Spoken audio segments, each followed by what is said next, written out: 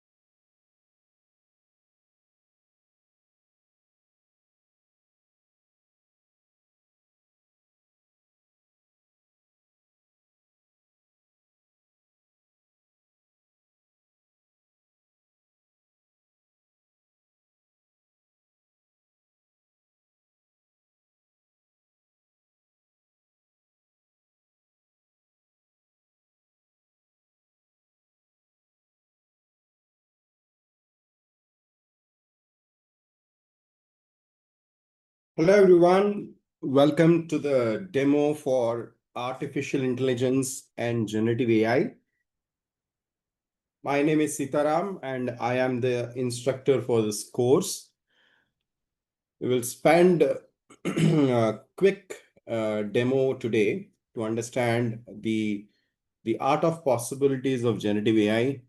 I'll quickly jump into one example, and then after the example, we will cover end-to-end understanding of AI lifecycle.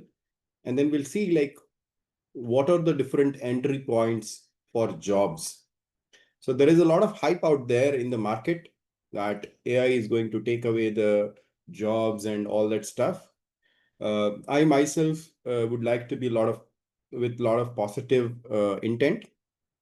Definitely, this is an opportunity for us to learn new things so that we can change our career trajectory. So without any further ado, let me quickly share my screen. You should be able to see a screen which is having some kind of a workflow. Okay. If you're able to see that, put a yes in the chat window, please.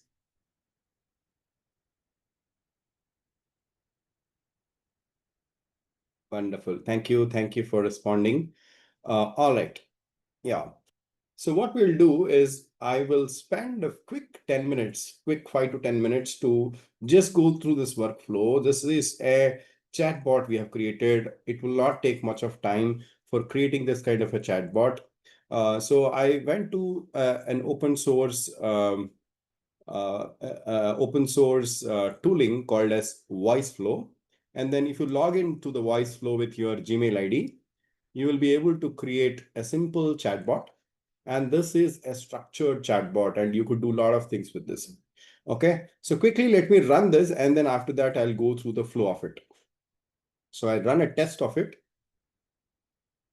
Initially, once I initiated the chatbot, it will come back with a message. So session started. So it is saying, welcome to Tata Hospitals. I'll help you to schedule a meeting with Dr. Sai Kumar.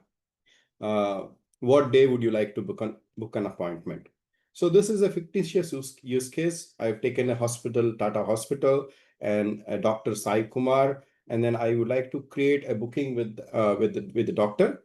And imagine I create a scenario that I have a bad headache, and I would like to get an appointment immediately. Okay, so I just say that, okay, I have a bad headache and then I would like to get an appointment immediately. So looking at the urgency, it comes back with a response saying that we have availability on May 31st, 9 a.m., 1 p.m., and 5 p.m. So this particular thing is having, for example, it is in the America time zone. So 2025, 30, May 30 is the date there. So, and then basically it is scheduling an appointment for May 31st, which is the next day. I'm in India, so it is already May 31st. 9 a.m. is a good time. So I say that, can you book me at 9 a.m., please? All right.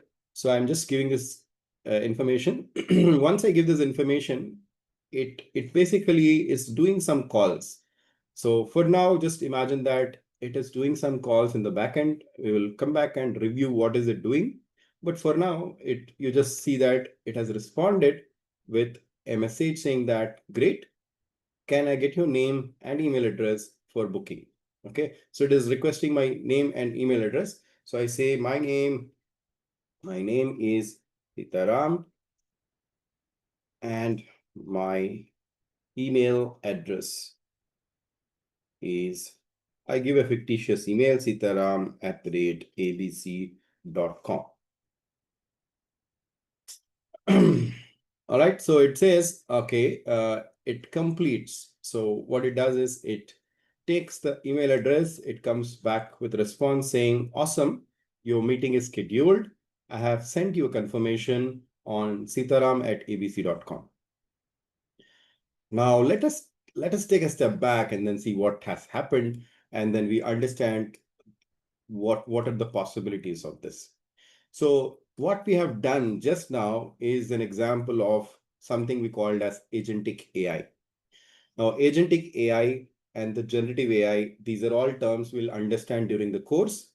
But just imagine that you are creating some kind of a virtual environment, either it is via speech or with natural language processing, and then you are able to cater to the customer's queries. Probably you are creating a flight booking application. This is a doctor booking application. Imagine you want to create a application which can scan through your documents and then give important information. So such kind of applications can be developed. So let us quickly look at what has happened. So it is looking like some nodes. You don't have to worry about what these nodes are and all that stuff. But first message was this. It was not having any conditional check, but what was it doing is it is getting a current date and time. So it is calling a function. So just imagine that you have entered the program, and the first thing it is doing is it is calling some function. It is a time function, and the time function basically gives the current time. So that's what it got. It understood that it is at the America Toronto time. So it is 2025 May 30th. So that's what it returned. And then it is looking for an appointment. So it comes here and then says, what day would you like to book an appointment? What it is expecting is it is expecting an utterance from the user. Utterance is nothing but whatever the user responds, right? So I am responding. This utterance is not fixed. So it can be as dynamic as possible. So I have problems, say I am having headache. So I say I have a bad headache. I would like to get an appointment immediately. This is my utterance. Uh, Imagine there could be something else. There can be some other, request. Utterances can be different. So once I have responded with this utterance, it will go back and basically get some kind of summarization. And then also it tries to come up with some kind of output. So this is where it is calling, if you see, it is calling a model called as GPT 3.5 Turbo. Now, if you are familiar about generative AI, if you are familiar about ChatGPT, the model which is behind the ChatGPT, the older one is the GPT 3.5 Turbo. The newer ones we have right now is GPT 4.0, 4.0 Mini, and 4.1. These are the newer models. But the older model is the GPT 3.5 Turbo. It's much cheaper, not that accurate, but it does the great purpose, right? It does solve great things. For example, I want to summarize a document. I have a huge legal document I want to summarize. It can easily summarize the data.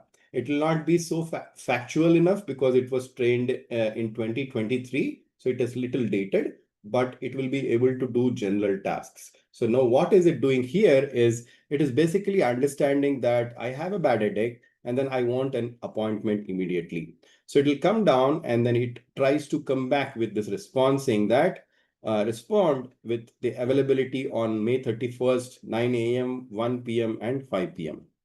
Now here I have created a simple response, but just imagine that I can connect this to a backend availability store.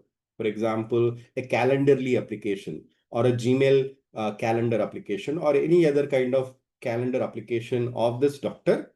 It can, in real time, can fetch the availability of the doctor and can suggest the best possible times, right? So this can go with that call saying that it can go and get the best times. So the summarized times, right? So it can go and get the best times. Here we have created a very simple application, but just imagine that you are connecting this to another system where it is fetching the real time, real availability of doctor, and that it asks the question, do any of those times work? That is this one.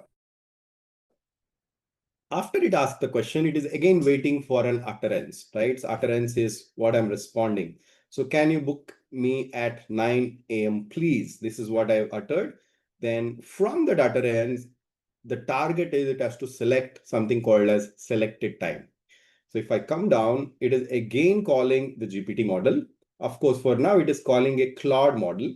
Instead of the GPT 3.5 Turbo, there is another popular model from Anthropic. It is called as Claude. As you're seeing, model is Claude 3 Haiku. So it is calling a Claude model in the backend. And what it is trying to get is it is trying to get the rationale. The user has clearly indicated their preferred time as 9 a.m. This satisfied the requirement for the selected time entry, allowing us to proceed with the booking, right? So it got this information. So it is extracting the information 9 a.m. from the utterance what I have provided. And then finally, it get the selected time as 9 a.m. And then it is also doing, it has to respond back to the message. So it is calling another model, GPT 3.5 Turbo, and then it is compiling this output. It is saying, great, can I get your name and email address for the booking? That's where it comes here, where it is trying to get the information about name and email address so that it can do the booking. Probably it can also ask mobile number or anything else. So it is basically getting all the information required for doing the booking. So once it asks this question, then what happens? We are responding again with our information. So my name and the email address is being provided. Here it is looking out for that information. It needs to get the email. It needs to get the name. Imagine we have only provided one information. Say I only provide the name or maybe email address. Then it will only get either name or email address, right? So it will ask a question again saying that Sitaram, you have only provided the name. Can you also provide the email address? So it will ask me, it will prompt me till I provide all those information, right? So so I have provided both the information. So it comes down and then it again creates the rationale. It is using the Claude 3 Haiku model. The rationale is user has provided both their full name and the email address. All required information has been collected for appointment. So we are good. So it basically extracts the entry and then it gives a final response saying that awesome, your meeting is scheduled. I have sent a confirmation email to this email. So here again, we are just putting a message, but just imagine that I can connect this to an SMTP server, okay, where I can connect that to a server, email server, and that email server can send an email to this email from our company's email address, right? So and it can create a very decent template. It's saying that congratulations, your booking is confirmed. Booking time is so and so. Doctor is Dr. Sai Kumar, and this address is so and so. So it can give all the information about the booking and can give some instructions. Okay, so we have spent like 10 minutes now, and what we have done is the art of possibilities of using generative AI and agentic AI. I hope you are understanding what is possible. Now, this is a very simple example where I've used where I've used a tool, but the companies are requiring to create that internally, right? Can I create similar kind of applications internally where they can search my internal databases? They can search my internal knowledge bases. They can create or activate one of my internal AI, one of my API services, and all that stuff, right? So that is the art of possibility, right? I just want to give a few minutes. If you guys have any questions, please put that in the chat window. Are you following? You have any question or anything like that, please put that in the chat window so that I can respond to that.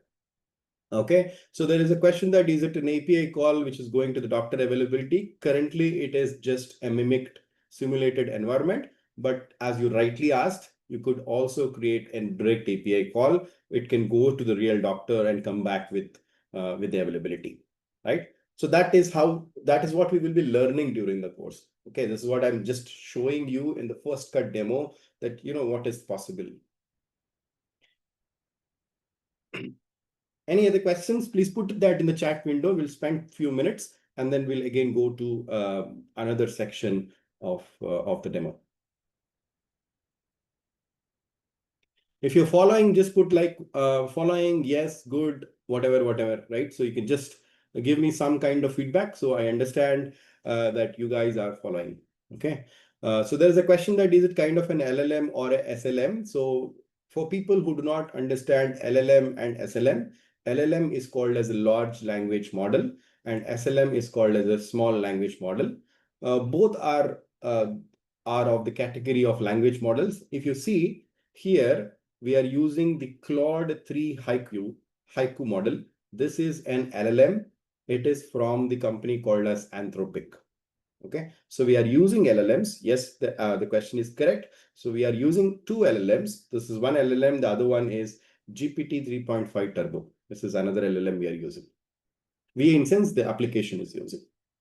Got it?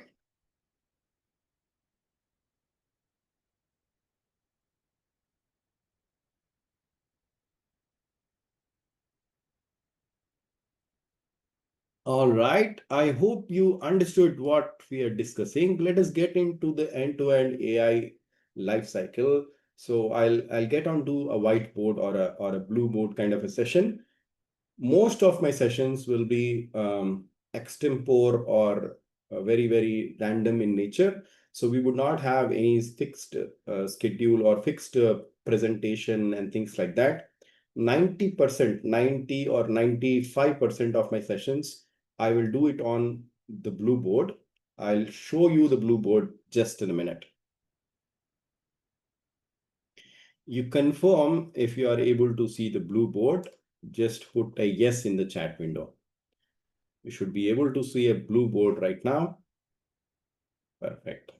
Perfect. Thanks for confirming. All right. So mostly, as I said, 95% of my sessions will be using this blue board. So this gives us an ability to discuss questions then and there. Okay, there are a lot of courses out there in the market, things like Udemy, you have different other providers who provide free courses. In fact, you can also go to YouTube and you will be able to learn all those things, whatever I'm talking. There is nothing new. Okay, if I say that you can't do it, I will be fooling you, but that is not true. You can't do it. The only advantage, the great advantage you will get here is the sessions will be very extempore in nature. Imagine we understand some topic, we do not understand some topic. We'll stop there. We'll go deeper into it. We'll have questions clarified. So that gives a great advantage. The purpose of something like a mentor or a coach or a kind of a trainer is having that personal touch. So once you have the personal touch, you can go to that level. If you have any doubts or questions, you can ask me. I will be able to clarify them then and there. So that is the benefit. So let us look at the AI life cycle.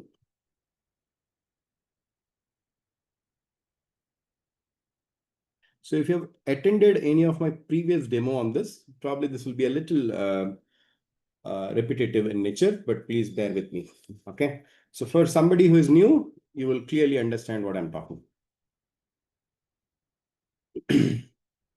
So the AI lifecycle, I want to take you guys in a starship, in a time machine.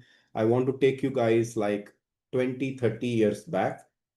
Say like year 2000 to 2005. That is the time I want to take you guys and just analyze one of the business. For example, I'll take a banking business. Imagine I have a bank and let me name it as ABC Bank. And if you see like around 2000, 2005, that time, what does these banks or retail companies, manufacturing companies, how will their daily business looks like?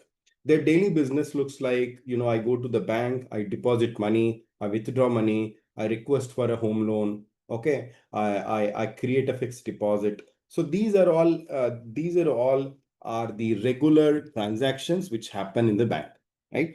So typically they are done by some teller, or you can say cashier. And all these transactions get stored in something called as operational data stores. We call them as ODS. They are called as operational data stores.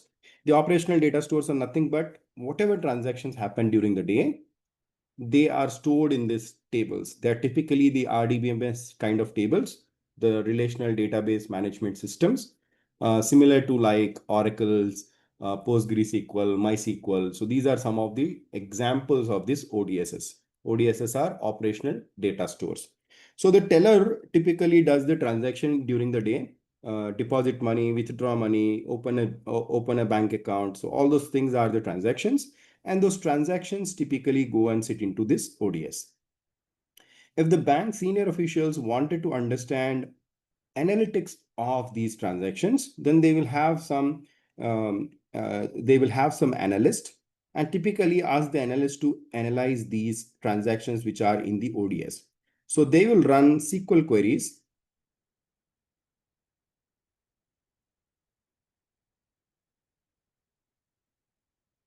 So they will run SQL queries, and the SQL queries will be run on these ODS tables, right?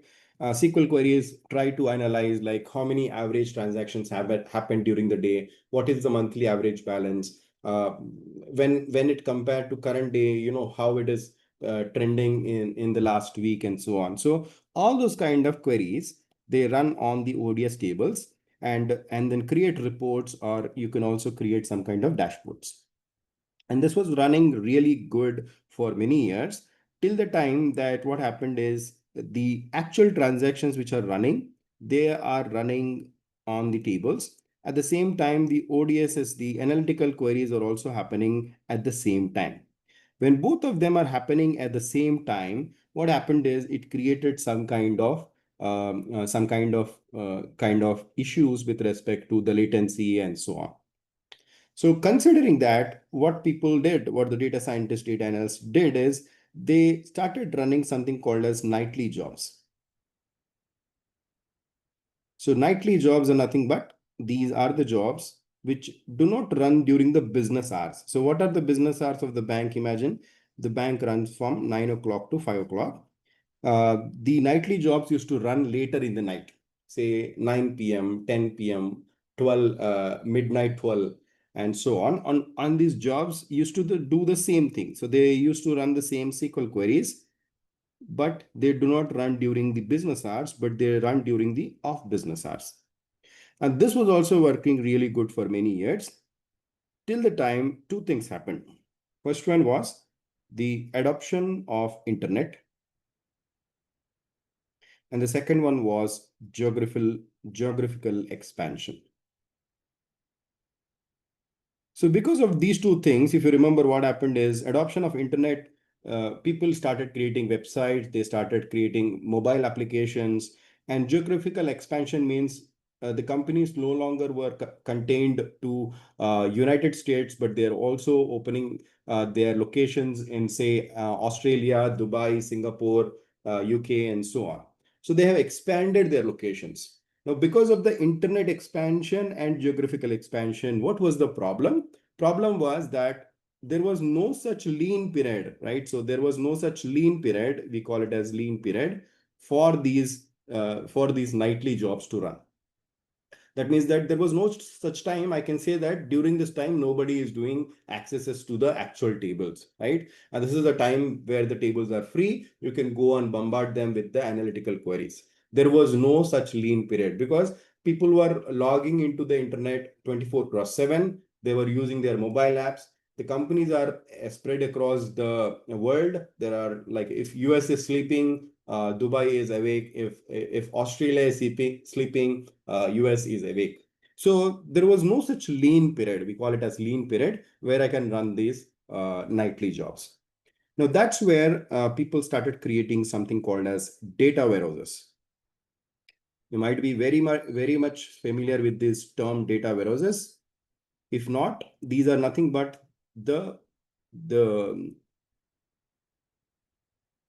the warehousing solutions or backups of actual tables.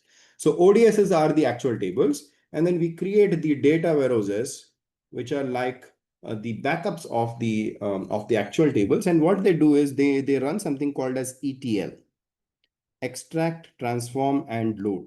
Extract, transform, and load means extracting the data from the operational databases, transforming the data while there is transfer happening from the operational data stores to data warehouses, and then load that data into data warehouses. So during the ETL process, people used to do like combining multiple tables, removing unwanted data. You could do a lot of transformations. You can also do aggregations and so on and so forth. And the data was put into data warehouses. Now, there are two advantages of having data warehouses. First one was you were decoupling the operational data stores and the data warehouses. So you do not have this link between operational data stores, and I don't have to run these nightly jobs on the operational databases. I can clearly run them on the data warehouses. And I can run these jobs at any time because there is a clear decoupling between the operational stores and the warehousing stores. So I can run the jobs at any point in time. That is a great advantage. The second great advantage is data warehouses were also having ability to store historical data. That means that I can store last year data, 5 years back data, and all that stuff. And then I can do this kind of historical comparisons. I can compare with last year, this year, last month, and current month, and can analyze how the sales are happening, how many accounts are being opening, what is the average balance for the bank. All these things can be analyzed with historical data in place. So data warehouses were very popular. Even today, they are very popular. We have our BI systems primarily run on data warehouses. We can create nice visualizations. Dashboards are run through data warehouses. All those things are possible. One thing which is a little difficult for data warehouses is data warehouses are structured in nature. But when unstructured data come into picture, you can't store that unstructured data like images, videos, log files, all that stuff you can't push into data warehouses. Of course, there are few data warehouses which allow that, but they are not well suited for the unstructured data processing. That's when people created something called as data lakes.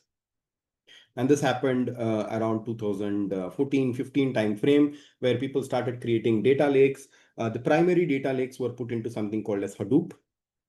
Big data, you might have heard, big data is one of the cool term during those days. And the people started pushing data into large Hadoop clusters.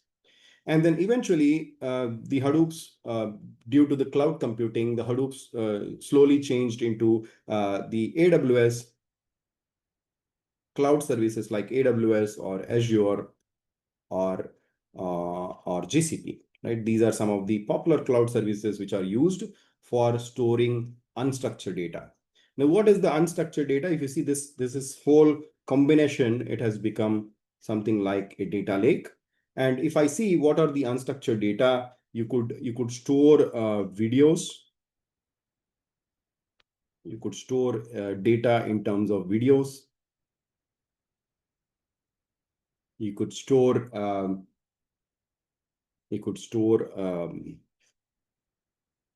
music files or audio files. You can store textual data.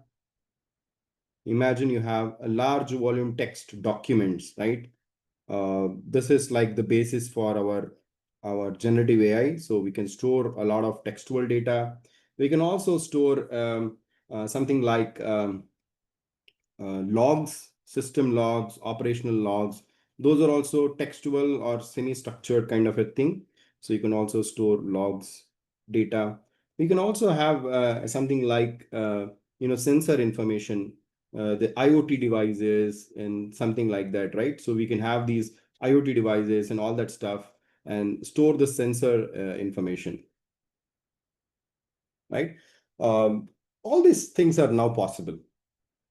And the work of this is like I need to combine systems. For example, not only this, we also have data fed from structured data. So you can also have other systems where you can feed the data in terms of, for example, you can have a mainframe file.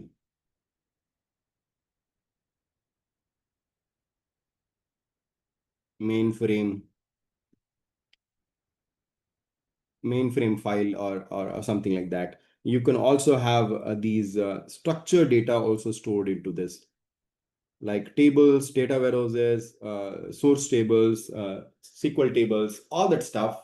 We can store it in this particular data lake. And the work which is done here, this work is called as data engineering.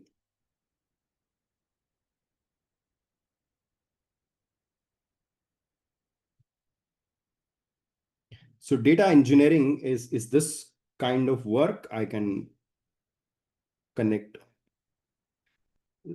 round it in a red color mark. I hope this data engineering or understanding, the jobs are called as data engineers. So purpose of these jobs is they are responsible for doing ingestion of data, multiple types of formats of the data. They create Spark kind of jobs. They are responsible for injecting the data into large volume storages, both on-prem and cloud. And they will be responsible for doing all the transformations of this data. Understood? So this is one area which is important in the entire spectrum of AI.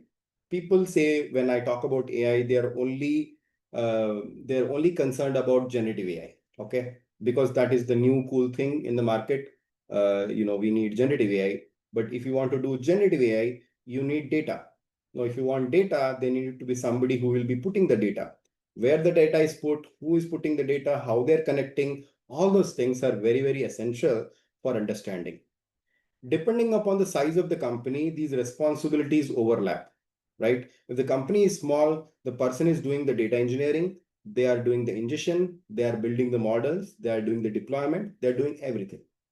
So depending upon the type of the companies, these roles changes. But in our course, what we are going to understand is we are going to understand the end-to-end spectrum. There are people who are coming from ETL background. For them, this is the right entry point. People who come from development background, there is a different entry point. People who come from QA background, there is a different entry point. People who come from DevOps background, there is a different entry point. After you complete this today's session, you will clearly get that idea of what are the different entry points, how do I convert my profile and then get that entry. And once you get the entry, you can navigate through this maze. It is a huge maze. There are a lot of moving parts here. And then eventually you can get into the central piece of the equation.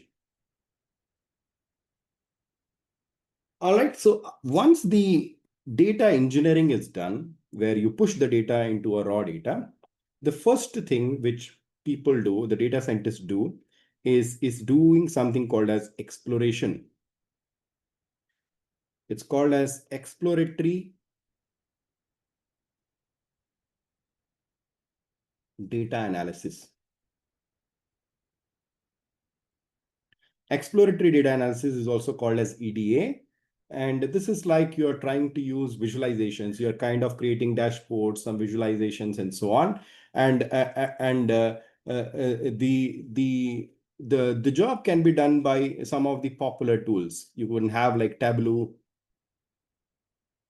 you can have Power BI, you can write our own Python scripts for visualizations.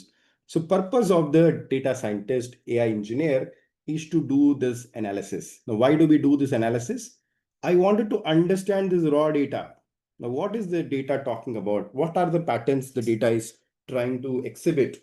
Out of those patterns, which are the ones which are important for my analysis, right?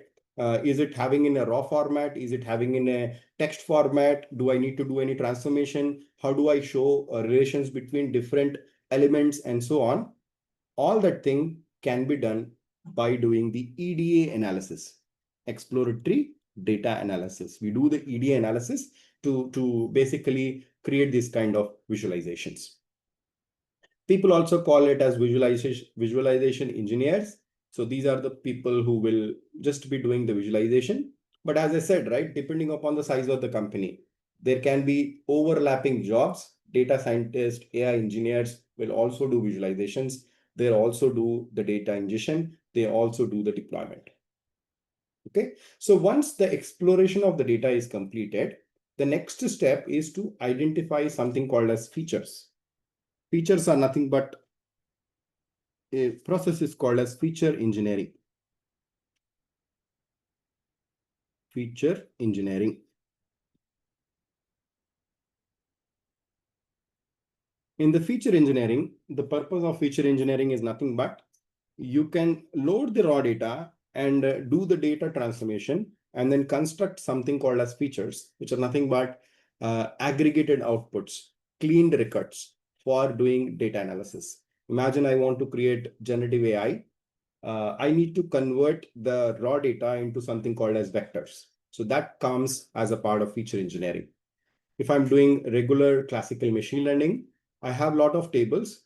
Out of all those tables, I have to combine multiple tables and I create a subset of the table, which is very well suited for my analysis. That is called as feature engineering. So here we will do all those jobs which can do data transformation and then create those kind of output features.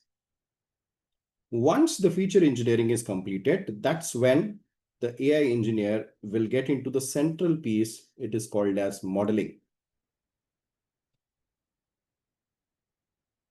In the modeling, what we do is in the modeling, we will apply multiple machine learning generative AI based applications. So we have something like supervised machine learning. We have something like unsupervised machine learning.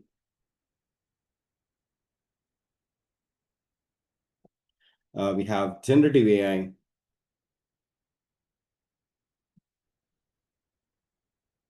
And then we have something called as agentic AI.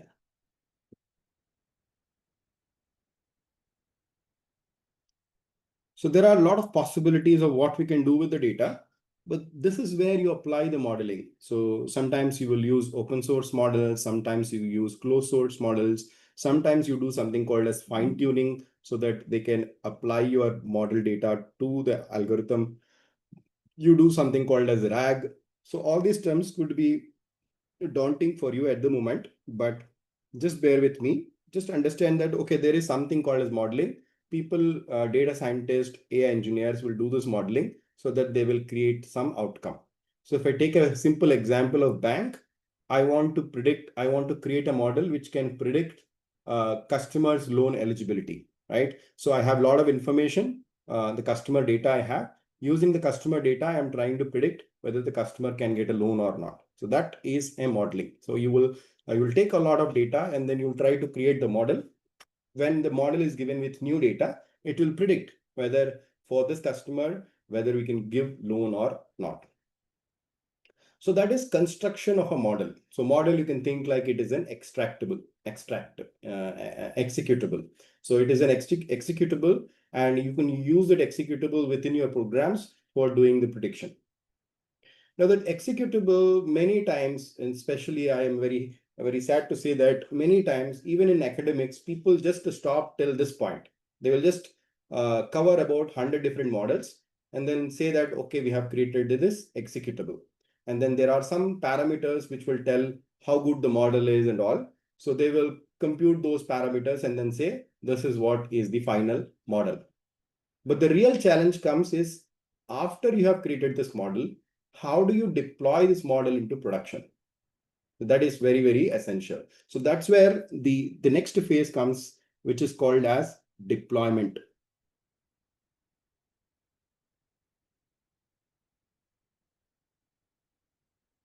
So deployment is a phase in the life cycle where you push the model into production.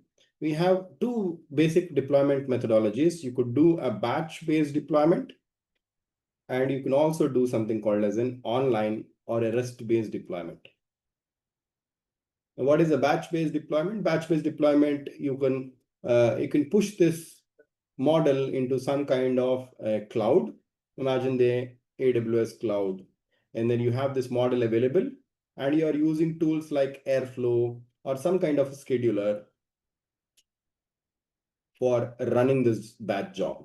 So this is the model, and then you create a batch job out of it, and this model runs, say like every day you schedule, every day in the night you schedule this job, and the job runs at 9 o'clock.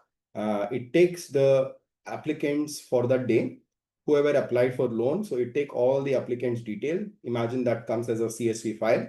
You take that file, and then for all those applicants, you will determine or you will predict whether the applicant can be given loan or not. So that is the purpose of this batch job. And the batch job will also create a new Excel, output Excel, and the output Excel will just have the customer ID and approval status. And that can be further chained with another downstream job, which can send emails. For example, that job, the new job, email job, will send emails to all the applicants whose loan got approved. So it will say, congratulations, Sitaram, your loan is approved. Click here to get the disbursement, right? Something like that. You can get that email. And this is the batch-based process. After the batch, there is another method called as online or a REST-based mode. In the REST-based deployment, you will construct APIs. This is more of a real time, right? So you construct an API. APIs are typically REST-based APIs. And what these APIs do, you will use tooling like Flask or Fast API or Django. These are some of the Python frameworks which will be used for creating real-time APIs. And this API can be invoked by maybe a website, or it can be invoked by a mobile app. Just imagine there is a website, abcbank.com. And then in this website, you can fill all the details, and then you can submit a button. So once you submit a button, that's when the API gets triggered and the API does the prediction. And this is more like a real-time mode, right? So you are instantaneously getting the response. The batch mode happens in a batch job. It will be happening in a scheduled manner, once in a day, once in a week, and things like that. But API is more of real-time. Understood? Deployment is very, very important.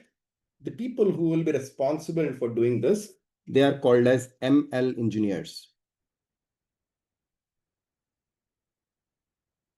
ML engineers are the people who are responsible for doing a lot of these ML engineering work. They are the people who have understanding of DevOps. They understand things like Jenkins, Kubernetes, Dockers, deployment of those things, and so on. So somebody who is coming from a DevOps background, they wanted to get into AI, this is the best entry point, right? Somebody who is like a programming, they already are familiar with programming, doing some other kind of language like Java, .NET, or any other kind of programming language, they will be comfortable with Python. They can enter as AI engineers. AI engineers, or we can also call them as data scientists. They are the ones who are responsible for building these models, doing the deployments of the models, deploying the models using Python and all that stuff. So entry point for them is that. The next step within ML engineering space is what we call as monitoring. There is another thing called as monitoring. In monitoring, we have two things: explainability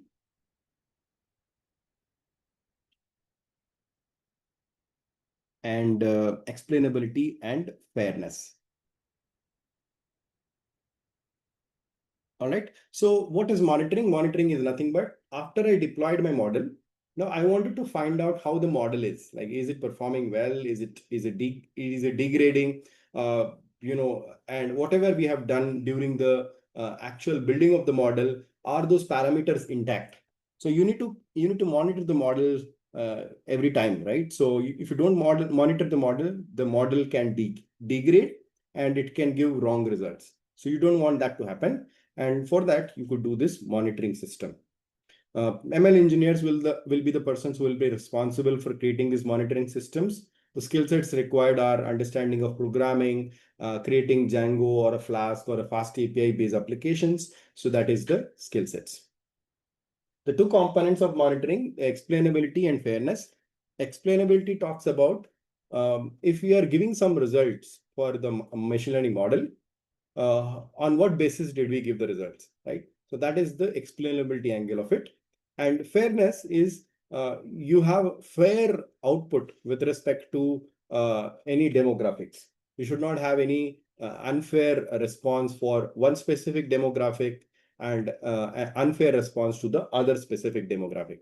For example, I and my wife apply for loan, and imagine I get the loan approved, but my wife gets rejected. That is an unfair response. Imagine we both have same educational background, same salary, same company, same years of experience, all that stuff, but I get the loan and then she doesn't get, then that is an unfair model. So we have a lot of these metrics, which basically we will try to identify whether the model is fair or not, whether the explainability components are available or not, and so on. Last but not the least, we have something called as AI protocol, where we have two important teams. One is the AI governance, and the second one is AI quality. As the name suggests, the AI governance is responsible. These are the people who are having delivery background. They are having product background. They are the one who are working very close with the business. They are the product owners. They are the ones who are designing the AI system. They will try to get the business requirements. They try to align with the technical requirements. They will try to create products which can give a lot of ROI to the company, right? So they have to go hand in hand with the technical team. So the AI governance is that team which will be responsible. So for somebody who is having experience, who is currently doing some delivery work, they wanted to get into the AI field. This is the right entry point. So they get into something called as AI governance team, the AI product team. They will be kind of working closely with business. They are kind of defining product ideas. They're kind of defining technical outcomes, and they understand how these modeling works, what type of models to use. So they will have a technical understanding, but they don't have to do coding. Okay, so that is the AI governance team. And the AI quality, as the name suggests, these are the quality assurance engineers. They are responsible for testing the end-to-end AI models. They will try to create the outcomes. For example, they could use tools like Selenium, they could use tools like Zephyr, and they can also use some kind of performance tuning mechanisms, API testing based mechanisms, and so on. Same platforms will be used, but they will be testing AI applications. So they are the ones who will give the approvals for the UAT approvals. They will do the end-to-end testing. They will create the end-to-end regression suits for the AI applications. So that is the job of the AI quality engineers. People who have QA background, this is the very good entry point. They can enter into the AI quality teams, once they get comfortability, they can get into ML engineers, or they can get into data or AI engineers, right? So depending upon their skill sets, their background, they can turn their skill sets into corresponding areas. All right, so I'm speaking for almost like 50 minutes. I'm sure you are getting something from the session. Can I get any questions? If you have any questions, I'll open up questions. Can I get any questions related to this topic? I'll brief you guys about what is the course, what is the duration of the course, how the classes would run and all that stuff in the next slide. But if you have any questions with this particular slide or this particular blackboard, please let me know. You can either put in the chat window or you can speak up. No problem.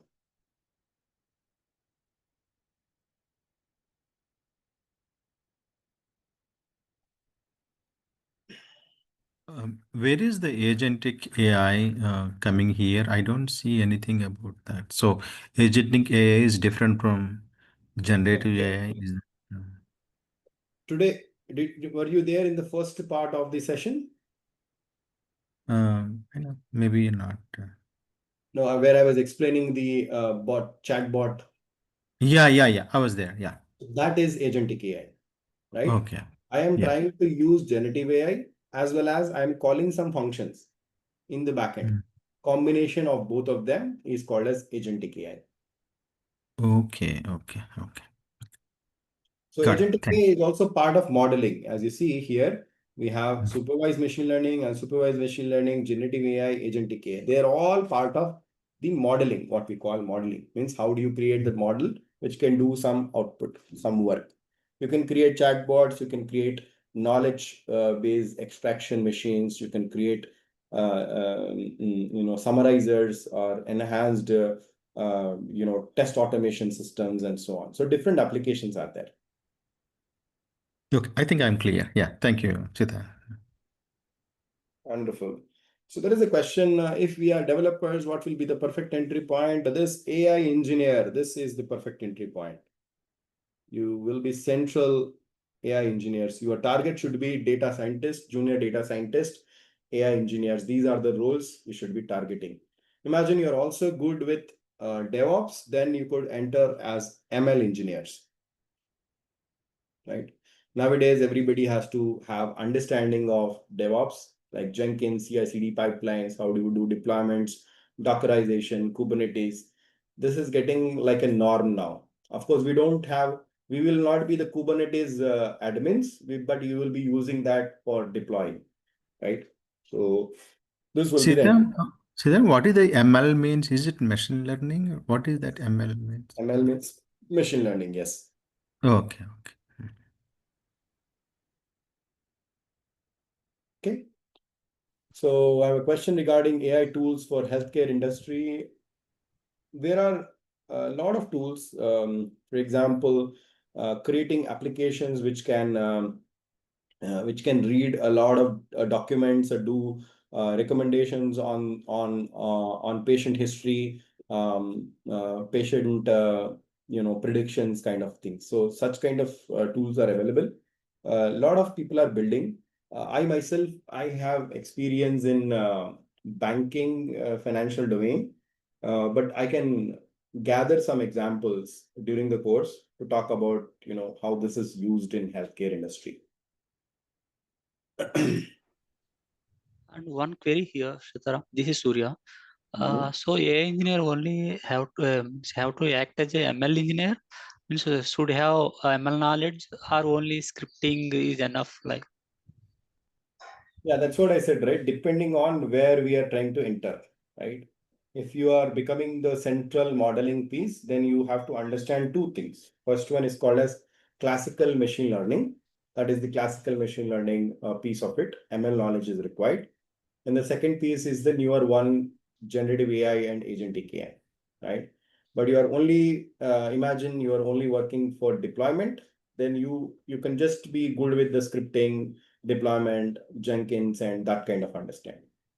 So we have to see like where are we targeting, correct? So I will encourage people, doesn't matter whether you join the course or not, but I generally encourage people to create a good plan of what are we targeting, right? Which area I'm targeting, what type of job roles I'm targeting, what is my current background, how do I blend my current background to a role which is very suitable so that interviews gets pretty smooth and so on, right? I get a lot of questions from people saying that I'm so and so background, so how do I blend my thing into newer technology? Believe me, I have given training to more than thousands of people. Many people have also converted their job roles into different from different technologies into AI and data science. So that is possible. Only thing that we have to have a very clear-cut idea about what are we targeting. For example, if I'm in US, I need to create the target companies, target locations, consultants, and so on, and then you have to target them. Right? That is how I would recommend. So what I generally do is I will have maybe one-on-one sessions with people because this is not, I can't just say like, okay, this is how it is applicable for everybody, right? Somebody is like systems, Windows admin, right? So for them, it is a different path. Somebody who is in QA, for them, it is different path. For somebody who is in product development, so they are doing just the delivery. So for them, the entry is different. And the way they have to pitch also is different. So I do one-on-one sessions with them so that during the course we can have connects and I can give them suggestions like how do they convert their profile which is very suitable for the job roles, right? So yeah, if Okay. people ask questions like I am from so and so background, the answer, as I said, right, it can't be generic. It has to be curated for that person. Got it? Yeah, thank you. But for for any type of entry, means any type of role, so the scripting is default, right? Like mandatory. Any Exactly. type, any scripting knowledge for AI engineer. Correct. It is required. Okay, thank you. Yeah, when I say required, for example, you are in a delivery role, a product owner role, right? Then they don't do scripting, but they have to know like what tools are there, what technologies are there, all those things. So gone are the days where we are only delivery oriented, product oriented. Now we have to get into as a techno managerial kind of a role, right? So many people get stuck into that project management kind of a thing. And after a few years, they have this problem that they can't get into technology, right? So going forward, it is becoming kind of a mandate that we need to have understanding of technology as well as product or people management. So this combination is required. This suggestion is for people who are already having 10 plus, 15 plus years of experience. Okay. Okay, thank you. So, Sitaram, if let's say if I'm interested in the AI engineering, that area, right? How will you train? Are you going to train? Are you going to like separate into your groups and batches? So you take separate sessions for AI engineers and separate timings for No, different no, area. How does? Yeah. my timing is very limited. I Mm, only have few hours. I work full time. So, yeah. okay, I did not introduce myself, right? So, my name is Sitaram. I work full time in a large banking corporation. I lead the AI analytics ML engineering team here. I have close to 38 people under me. My role basically entitles of creating new AI products, ML products, and so on. So that's my basic role. I have background in data science. I've done my MS MTech from BITS Pilani. I'm currently pursuing my PhD from IIIT Hyderabad and also doing a doctorate in business administration. Specific area is AI ethics and fairness, the monitoring, explainability, that area. So this is brief about me. You will know more details about me as you go deeper in the course. So to answer your question, right, my time is very limited. So the course will be generic, right? So it will cater from very, very basic to advanced level. People will have different speeds. So when people are having different speeds, we will have those one-on-one connects with individuals. For example, say you have questions, you have some difficulty understanding, you want to speed up or learn something else. So you'll have connects with me. Then I will give suggestions that, okay, this is how you have to do, right? But the course will be generic. When I say we will go from very, very basics, we will understand Python, from Python to as advanced as agentic AI. So that's how the trajectory of the course would be. So let me take a minute. I think we have. Can I go a little 5 to 10 minutes more? Is it okay, guys? I know some people are in US. They are already sleeping. It's very difficult to find a time. You are in EST, CST, PST. It gets very difficult. But please bear with me. For a few more minutes, I'll brief about the course structure and other stuff. And then if you have further questions, we will discuss. Is it okay? So the course is run for 2 months. This would be a weekday course. Every day you will have 1 hour. And within that 1 hour, we will have like 45 minutes to 50 minutes of session. And then plus 10 minutes of Q&A. What we will be covering, we will be starting with the intro to AI, ML, Gen AI, agentic AI, and so on. So we'll spend a few days just understanding these topics. So during the demo time, we will be having these sessions. So today is the first session where we are getting this basic understanding. Then we get for Python for AI. We will learn the basics of Python, different toolings, all those things we'll be learning here. Then we go into something called as classical.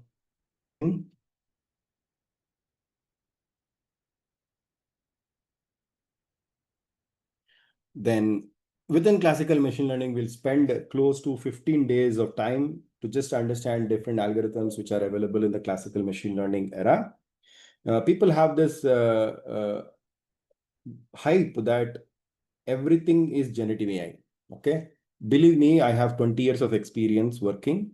That is not true. We are in the hype cycle. We are in the hype cycle where everybody is like gung-ho about generative AI. Classical machine learning, 90% of the model, the actual models which are running in business are classical machine learning models. Okay. They are the models which are doing predictions. They're doing the models which are doing recommendations, all that stuff. They are the classical machine learning models.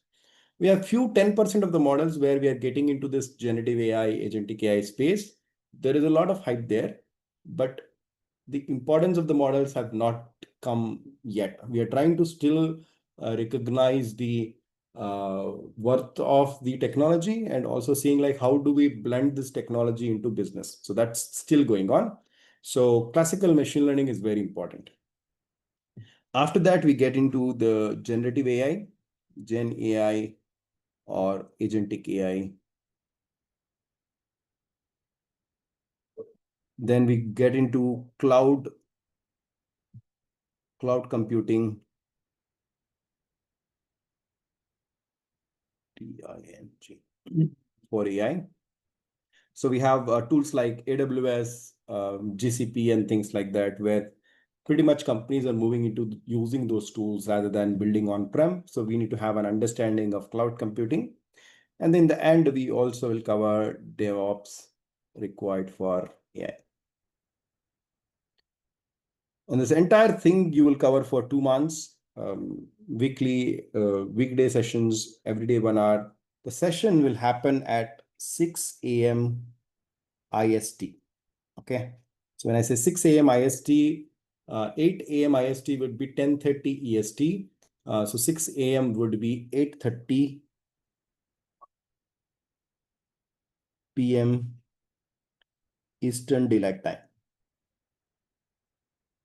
I hope if anybody from EST time zone, can you confirm this? This one is true, right? This mapping is true. Anybody from EST or EDT? I think that's right. Yeah. I am Yeah. from. Yeah, if you are from EST, EDT, this is the time. So you have to map if you are in PST or if you are in CST or other kind of zone. If you are in India, then you wake up along with me at 6.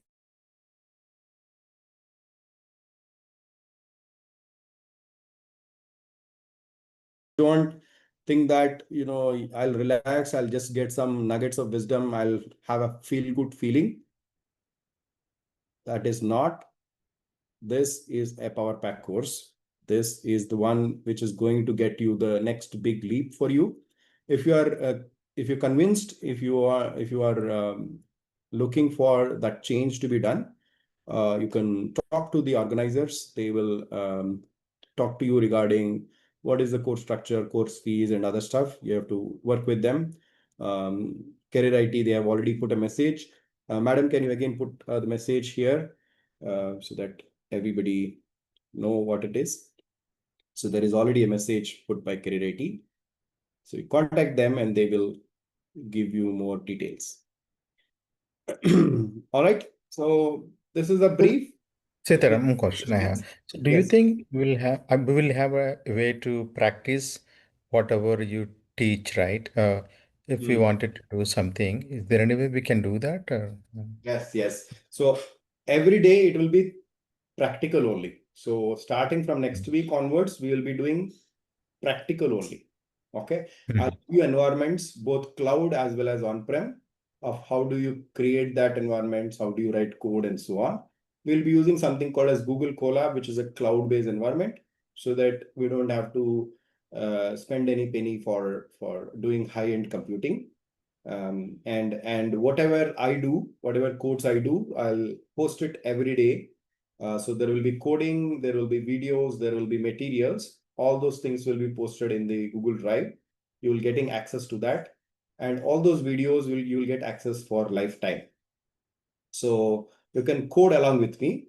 I would generally recommend you need to have at least 5 hours you need to spend for the sessions. And on the weekends are free. So at least you need to spend 2 to 3 hours. This is for practice. So you promise me and say that, Sitaram, I will give you my 8 hours every week. And after 2 months, you should be in a very good shape, right? Depending upon what experience level you have, what background you have, all those things. You'll have a decent understanding of what is this field, how do you get the entry into the field. During the time, as I recommended, we also need to do that analysis, like what is the location, what is the type of job role, right? You have to also analyze what are the different portals, who are the consultants who are giving or offering these roles. So all this is as a part of exercise you have to do. It's not like you will understand the technology, you'll learn about generative AI, and then after 3 months, you start doing all these things. You shouldn't waste that time. You should do all this analysis while you are doing the course.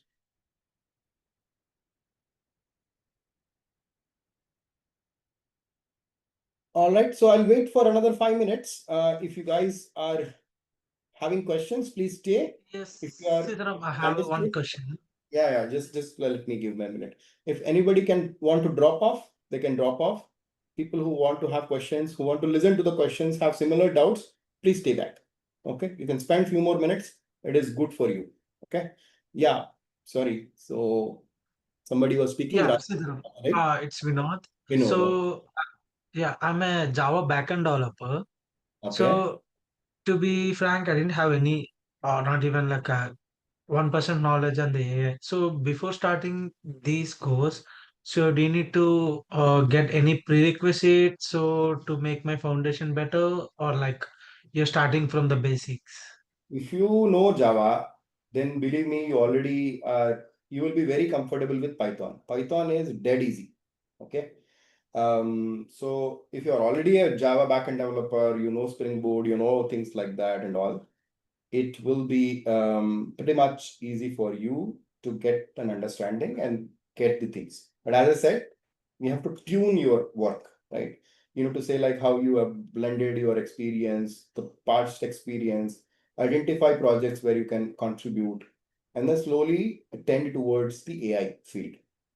Right? Nobody will come and knock your door and say that we will give you this new AI job, right? Nobody will do that. We have to do ourselves. So if you're already having Java development experience, you're already in a what I mean to say, ahead of the curve. Okay.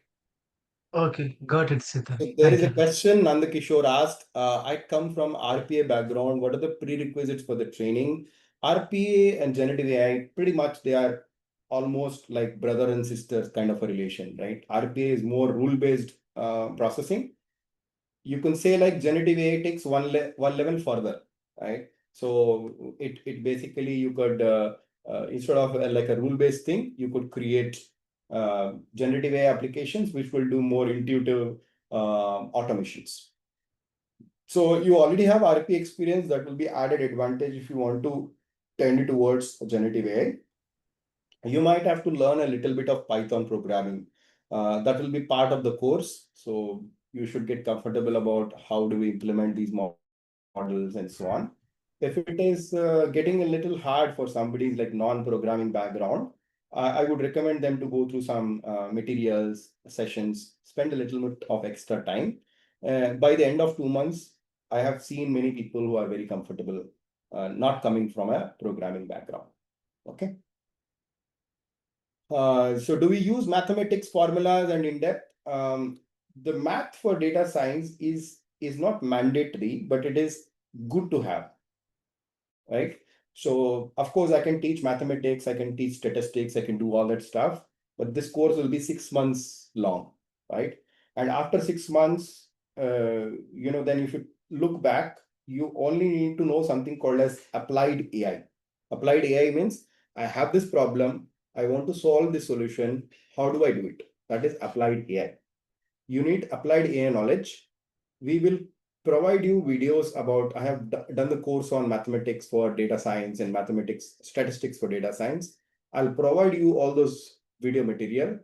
During your free time, you could do that, right? So that will be additional material will be provided free for you so that you could do the course based on your understanding. Mathematics will give you foundation, right? It will give you more of confidence on how these models are working. All right. Hi Sitaram, one more query. So like Yes. scripting mandate before joining this course should learn cloud computing and DevOps as well, or Okay. parallelly will learn along with course.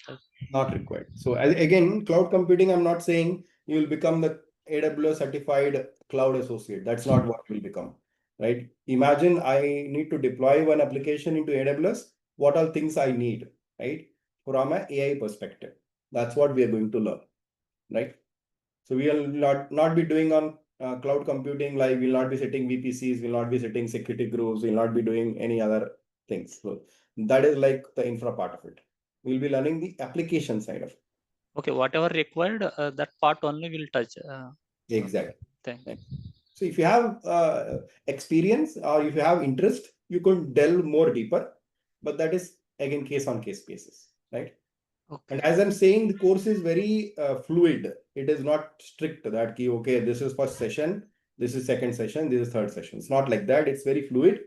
Imagine you come back and say that, Sitaram, we would like to explore AWS. Let us deploy the generative AI model on AWS, SageMaker or Bedrock. Then we will do session on that. Imagine you say, okay, let us do it on Azure. We'll do a session on that. I have experience in both the clouds, guys. For DevOps should have more knowledge on all clouds, right? At least one cloud. One Right? cloud is recommended. No, that's what we will do. AWS. One cloud is recommended. We will learn about AWS. Okay, thank you.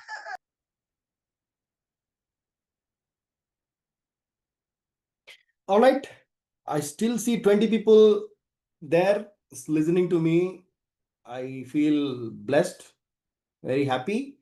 If you have any further questions, please put that in the chat window or unmute and ask, or else we can close the session. Any further question, guys? See, wonderful, wonderful. Did you like the session? At least the demo part of it. Like the session? Yeah, it was good, Sitaram. Earlier, right, I was so confused about what is data engineering, what is AI engineering, what is ML engineering. It was all the confusion every time. Now, This I got this more diagram, you clarity. take a snapshot and then tell that. I will be giving more simpler understanding of these terminologies as we go deeper. So, okay, so that too is having a question. Performance testers, we primarily rely on tools like LoadRunner and instead of Selenium. Yes, see, LoadRunner is also used here. Imagine we want to run bulk generative AI modeling, right? So we do LLM calls. So for that, we need to do load testing to check whether the backend model is capable enough. And there are also some restrictions with respect to how many tokens we pass, how much data you have to pass, and so on. So we need to get the SLAs pretty much stringent. So we use LoadRunner for that. I'm giving Selenium as an example. All different tools are used, guys. Okay. So somebody who is coming from a QA background, right? They should target that. Okay, instead of saying that I will completely change my resume to AI engineer and forget anything about QA, that's not a right entry point. Entry point should be get into the QA field, identify those jobs. They can say that, okay, I have QA experience, I have load runner experience, I have Selenium experience. Now I'm coming up with AI experience. I can test your AI applications. And there are a lot of jobs. People say that only AI is the one. Please get that out of our mind. That's not true. There are a lot of jobs elsewhere also, like data engineering. There are jobs. There are jobs in ML engineering, AI engineering, AI quality testers. So those targets we have to do. So you said that you're working on large organization. Any fascinating AML problem you have worked? I will talk about more things because that will take more time, guys. Kiran. So if you continue, I'll give you all the tidbits. Okay. In fact, I will share my profile also, but for now, I think for the first session, it should be good enough. Hi Sitaram, this is Raju. Yes, Raju. I'm working as a system admin. I have a lot of experience, 10 plus years experience. Where I get the entry point here? Is there any scope in this one? Can I change my career to here? So if you say system admin, like Windows, right? Yeah, Okay, so ideal entry point will be data engineering. So see in this space, right, where we do, if you're looking at this space, the data engineering is where we do the setup of systems, the setup of cloud infrastructures, large volume data storages, computing, and all that stuff. So this is one entry point you can have. Entry point, I'm saying, means you can first yeah. entry into that, and then eventually you can get into AI modeling and so on. Okay, Right? thanks. So understanding all the breadth, right, that will give you more scope. If the job is like, okay, setting up the data, transforming data, setting up the compute capabilities, and then data scientists using that, right? So you will be part of setting up that, and then data scientists will use that. So it will not be exactly Windows-based system setting, but you will be able to understand, how things work. It will not be completely tangent. Yeah. Okay. Yeah. Thank you. All right. So I'm hungry. You guys still there? Or you're sleepy? You guys still there? Any questions? Further questions? No, thank you, Sitaram, for all the demo. Oh, one crazy question is asked. Will AI models replace the SDE1 roles? You want the correct answer or the wrong answer? I hope you want correct answer, right? It will replace HDE roles. and it will replace the SRE roles also. Okay, so that is the answer. How it will do and all that stuff, we'll figure it out during the course. The answer is that.